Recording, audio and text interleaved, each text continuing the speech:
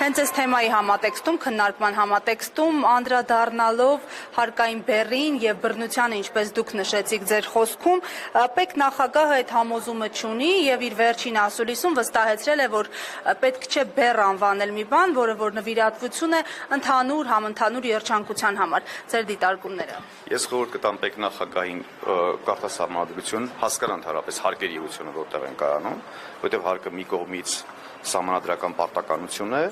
հաջորդ կողմից շարունակվում է լինել հարկային օրենսգրքով կարգավորվող ծախս, բեռ, հարկատուի ուսերին,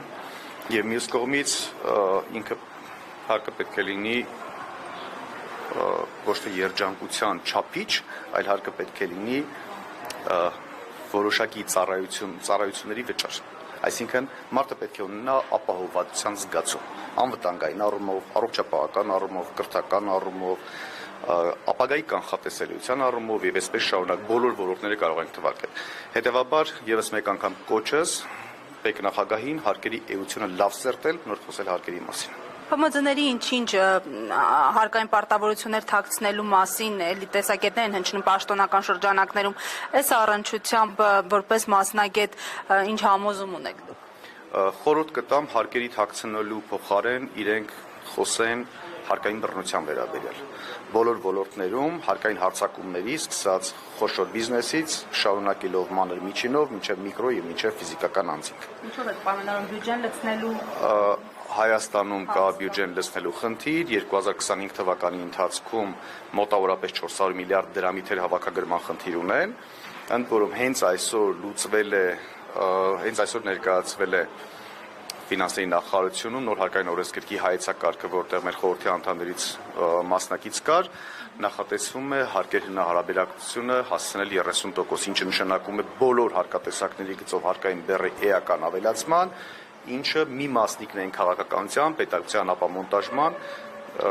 ընդամենը մի բաղադրիչն է, որ այդ թվում հարկերով ծանրաբեռնեն մարդկանց, որպեսզի թողնեն եւ գնան Հայաստանի Հանրապետությունից։ Վերադառնալով հենց օրվա օրակարգերին, հատկապես որպես Հայաստանը ես եմ նախաձեռնության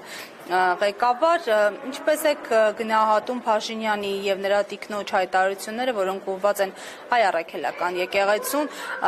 վիրավորանք, քննադատություն, տեղ-տեղ նաեւ զրպարտություն պարունակող հայտարարություններ։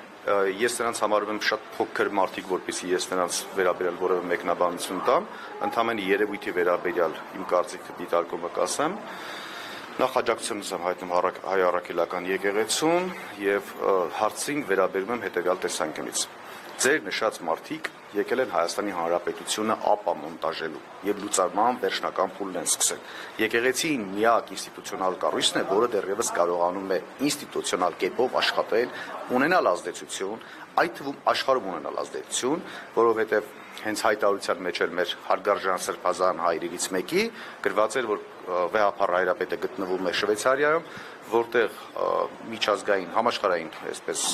համաժողով է, որի շրջանակներում խոսում են, բարձրացնում են